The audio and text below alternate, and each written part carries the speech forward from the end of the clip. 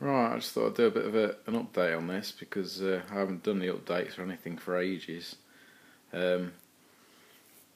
Basically, I've done 768 miles now, and we've kind of been ironing problems out. And the last few hundred miles, it's been pretty flawless, other than changing things like the brake pads worn out.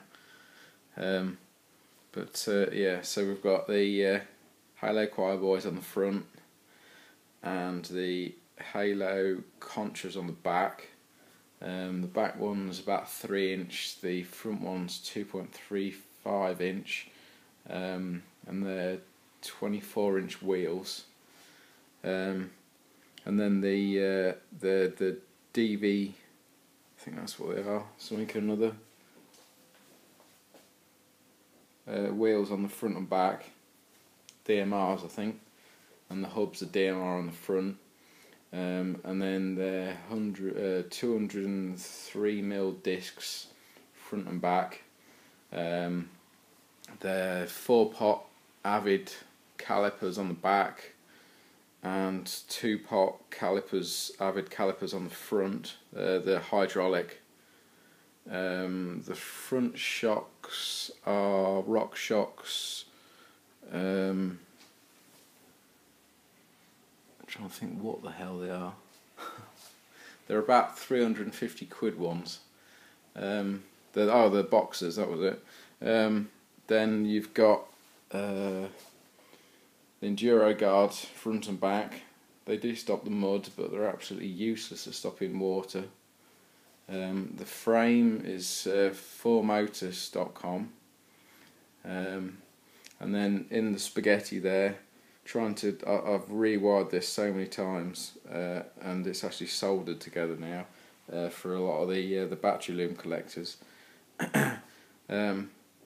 It's running 15 packs of 6S lipo. It's basically got 5 and then another 5 and then another 5, so like 3 groups of 5 seried together, so you've got 75 volts when it's fully charged. It'll do about 45 miles. I'm not sure what it maxes out at, to be honest. The fastest I've dared to go on it is about sort of 50 downfield, but it was still going then, so I know some of the crazy Russians will do about 85 miles an hour on the motorway. It's got a Adapto Maxi controller, which is just here. The bars have got these. I've only got these bars about a week ago, and they've got a 65mm rise on them, I think, because I did have a spacer between the top clamp and the bars, because I couldn't work out a way of doing it. But so someone suggested about kind of getting this top bit, and it's longer than the other, because the other one was more flat, so it reaches down further, so it means that I get a hell of a lot more travel on it now. The throttle's a Domino throttle from America, with a micro switch on. Turn it off. I just don't want it going into the wall.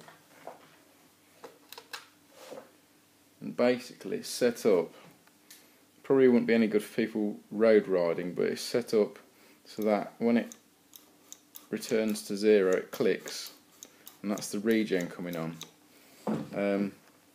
I use it for like sort of motocrosses and trailing and that sort of thing, so it's ideal for that, because it means when I get to a corner I just let go of the throttle, and the e-brake comes on then, so you're not constantly wearing the brakes out.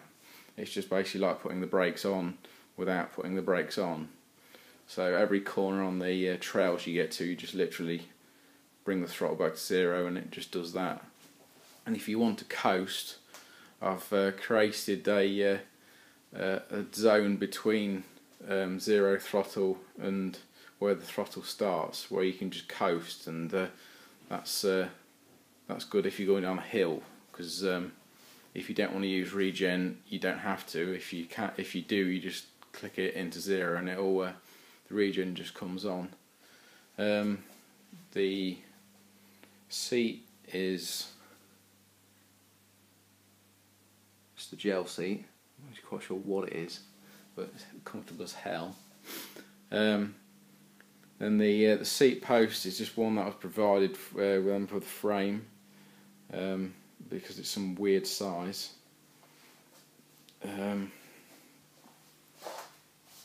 That's a core, and the headpiece, like a core, I think that's core as well. What else we got? We've got cromotor on the back. Then these are, I think these are DMR pedals. And evil things these are if they whack you on the shins. There's spikes on. So you can tell it's done some mileage now, because it's starting to wear the paint off these now. Then you've got a I think the Shimano bottom bracket, and then the Shimano pedal bits as well. What else we got? Fox float, rear shock, and then when it goes into the box here, we've got these connectors here, which basically screw down. They're supposed to be waterproof, just so that if I need to take the battery box off, it just comes off as one unit.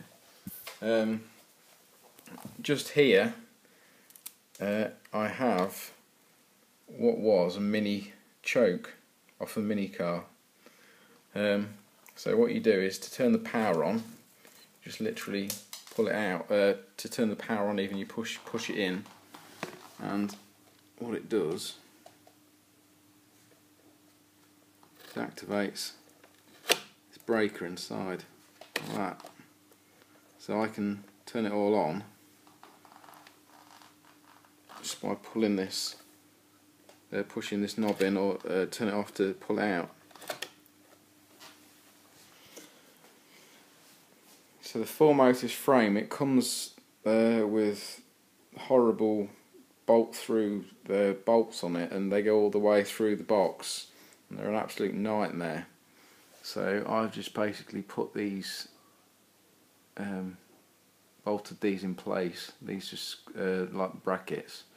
The glue's only there to stop the batteries getting dug into on there, because it's the edges are a bit sharp on it.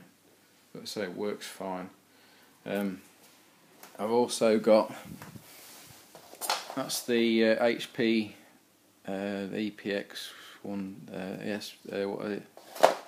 EPX 120. ESP 120. There we go. Yeah, that's an HP ESP 120. This has just basically been soldered in there, and then the glue gun just to make it safe. And then it goes to your coil, and the coil just plugs into another one of these waterproof connectors. So when this is on the bike, I can just literally plug it straight in, because usually that is on there like that. So I can just ride straight in, plug it in, job done. So all we do is plug that in and turn it on, and job done. What else we got? There's the rear spokes, are some custom made ones that came from I think it was ebikes.ca or something, or one of the American websites, and they're custom made for the size of that wheel. They came with those nipples as well, so they're pretty good. I think that is everything I can think of. If anyone's got any other questions, just leave a comment. But it's rather rapid, and it's one of few bikes that is actually an e-bike for like downhill and off-road. Because I said the front shocks are 200mm, they're supposed to be, even though they're probably not quite, because of the frame has got a ridiculously long head tube on it, and then so the back one is I think that's 200mm as well. So I'll do some other videos once I've got my GoPro sorted. Now, actually no, on the other side as well we've got the frame doesn't usually come with a derailleur.